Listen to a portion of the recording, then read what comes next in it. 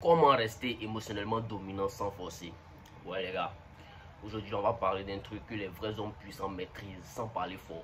C'est pas la force brute, c'est pas le fait d'écrire ni d'insulter, mais c'est un truc silencieux qui impose le respect. C'est la domination émotionnelle. Mais attention, je ne te parle pas d'être froid, cruel ou bien distant, non. Je te parle d'un état où ton calme, où ton contrôle, où ta stabilité impose le silence, est-ce que tu vois? Quand tu es émotionnellement dominant, tu ne coupes pas après. Est-ce que tu vois? Tu attires, tu ne paniques pas, tu observes, tu ne forces rien, tu contrôles tout de l'intérieur.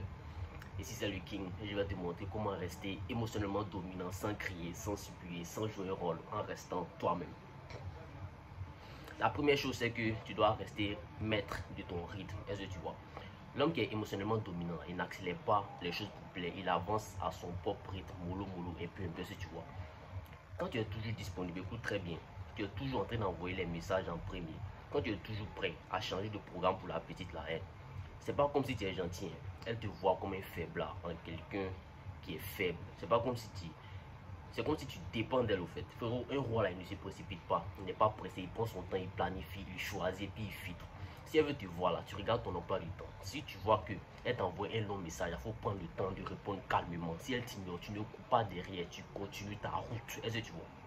Ce calme là, ce silence là, ça impose. Et crois-moi, ça la rend curieuse et respectueuse. Ensuite, la petite peut te faire quelque chose pour que tu réagisses. Les gens, elle peut te provoquer pour que tu vas ressentir ça, mais tu ne réagis pas avec émotion, je t'explique. L'homme émotionnellement faible, là, dès qu'elle le ghost là, c'est-à-dire, il a envoyé un message à la go, elle n'a pas répondu là, il commence à paniquer en même temps. Quand elle s'éloigne de lui là, il bombarde la go de messages, si tu vois. Elle dit que tu as dit un petit mot pour l'énerver en même temps là. Il est gonflé, il est s'il est nerfs.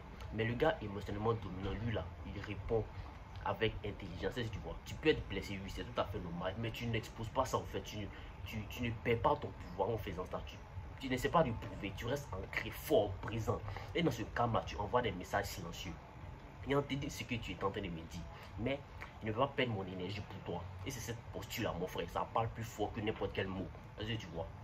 La prochaine chose, c'est que tu acceptes le manque là, sans combler ce manque-là. Une chose, c'est que la majorité des hommes veulent combler ce vide-là tout de suite. Non, on ne fait pas ça, les gars. Il y a des moments quand la petite ne répond plus à les messages là. Eux, ils vont lui envoyer, tu fais quoi? Qu'elle commence à changer de comportement, ils vont lui demander est-ce que tu m'aimes encore? Les gars, on ne fait pas ça. Ça, c'est les enfants qui font ça. Quand elle devient distante, là, en même temps, ils vont dire qu'il te fait quoi même? Non, les frères, ça, on ne fait pas ça. Quand tu fais ça, ça montre que tu n'es pas dans ton énergie de garçon, mais un vrai Mowa, un vrai king. Ce que je veux que vous soyez là. Tu restes dans le manque là et tu maîtrises ça. Tu ne coupes pas après la validation, tu ne forces pas le contact, tu acceptes le silence. Pareil, tu dois savoir que celui qui résiste au manque là, il devient magnétique, il attire. Elle sent que tu n'es pas à terre sans elle. Et ça, frérot, ça crée du mystère et de l'impact. Le prochain point, c'est que tu imposes ton cadre avec douceur mais fermeté. Tu n'as pas besoin de crier pour poser des limites. Tu n'as pas besoin d'être agressif non plus, mon frère. Tu dis calmement ce genre de comportement. C'est pas ce que je cherche. Si on doit se fréquenter là, il faut que ça soit équilibré. Je me respecte trop pour courir après quelqu'un. J'ai mes valeurs. Et puis là, tu ne menaces pas, tu agis.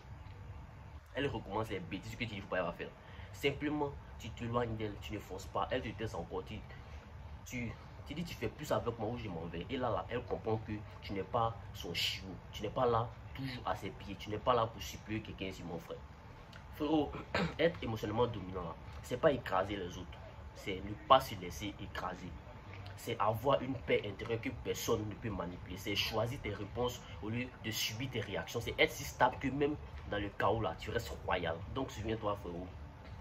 Celui qui contrôle ses émotions contrôle l'interaction et celui qui reste centré. Est-ce que tu vois? Finit toujours par attirer le respect, même dans le silence. C'était le king, abonne-toi.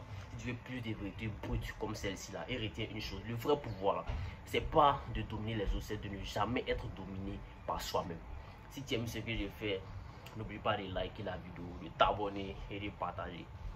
Sur ma chaîne là, il parle de psychologie féminine, séduction, développement personnel et plein d'autres choses.